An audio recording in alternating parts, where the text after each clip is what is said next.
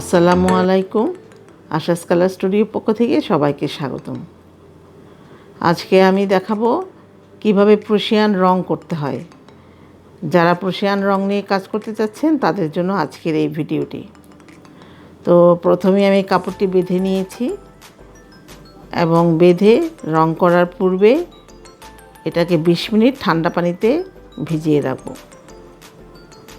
ভিজিয়ে রেখে তারপরে চলুন আমরা রঙে চলে যাই। তো রঙে প্রথমে আমি হালকা গরম পানিতে অল্প পানিতে আমি এই রং দিব।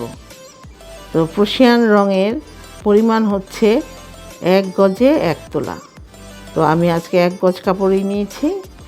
তো দেখুন আমি কিভাবে এই রংটা গোলাচ্ছি। প্রথমে পানিতে রং দিয়ে ভালো করে গুলিয়ে তারপর আর একটু পরিমাণ মতো পানি দিব, কাপড়টা যেন ডুবে থাকে এরকম। তারপর 5 মিনিট পরে দিব লবণ দিয়ে খুব ভালোভাবে গুলিয়ে নিতে হবে। মানে 5 মিনিট পর্যন্তই নাড়বেন, তার 5 মিনিট পরে আবার দিতে হবে। এই যে রঙের কিন্তু রঙটা পরিবর্তন হয়ে গেল, দেখেছেন লবণ দেওয়াতে। তো এই লবণ দেওয়ার 5 মিনিট পরে দিব সোডা। তো আরেকটি কথা মাঝখানে বলি যে কাপড় প্রুশিয়ান রং করার আগে কাপড়টিকে প্রস্তুত করা হচ্ছে প্রধান কাজ। কাপড় যদি প্রি ওয়াশ না থাকে তাহলে কিন্তু সেই কাপড়ে রং বসবে না এবং রংটাও স্থায়ী হবে না। এই জন্য প্রুশিয়ান রং করার আগে কাপড়টিকে আপনারা প্রি ট্রিটমেন্ট করে নেবেন। এটারও আমার একটা ভিডিও আছে, আপনারা দেখে নিতে পারেন। তাহলে মার মুক্ত কাপড় লাগবে, মানে মার যুক্ত না, মার মুক্ত কাপড়। যেন বাজার থেকে কেনা কাপড়টা যেন একদম ধুয়ে নিতে হবে আর কি, প্রি ওয়াশ করে। তারপর সোডা দিয়ে 5 মিনিট পরে আমি দিলাম এই কাপড়টি। তো এই কাপড়টি খুব ভালোভাবে নাড়াচাড়া করব যেন এই ডিজাইনের ভিতরে ফাঁকা অংশে রঙটা ভালোভাবে ঢুকে যায়। এবার এইভাবে করে আমি 20 মিনিট রেখে দিব। রং থেকে উঠিয়ে সাথে সাথে ধুবো না, 2-3 ঘন্টা পর আমরা এটা ধুয়ে নেব। এই যে দেখুন আমি এটা ধুয়ে নিচ্ছি 5 থেকে 6 বার। সাদা পানি বের না হওয়া পর্যন্ত এটা ধুয়ে নেবেন।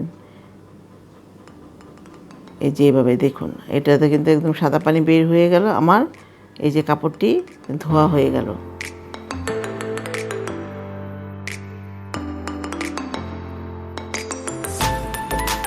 তো কাপড়টি ধুয়ে এখন আসল রহস্য হচ্ছে এই কাপড়টি ধুয়ে কিন্তু সাথে সাথে আমরা ডিজাইনটা খুলব না, 2-3 ঘন্টা পরে খুলব। তাহলে কাপড় রঙটা ফিক্সড হয়ে যাবে আর ডিজাইনটাতে ওই প্রুশিয়ান রঙটি আর লাগবে না। তো আমি এটা রেখে দিয়েছিলাম কাপড়টি বেশ একদিন।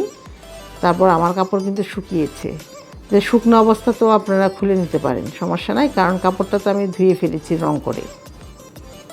তো ধুয়ে নেবেন এভাবে, তারপরে ডিজাইনটা খুলে তারপরে আমরা রংটাকে পাকা করব। তো এই পাকা করার কিন্তু 2টি পদ্ধতি আছে। তো আজকে আমি দেখাবো একটি পদ্ধতি যা ফিক্সচার দিয়ে করা হয়, তো সেটা দেখাবো। তো এই যে দেখুন আমি কিন্তু এর সাথে সাথে না খোলার কারণে এই যে এই রঙের ডিজাইনটা খুব ভালো থাকবে এবং ডিজাইনের ভিতরে রং আর ঢুকেনি।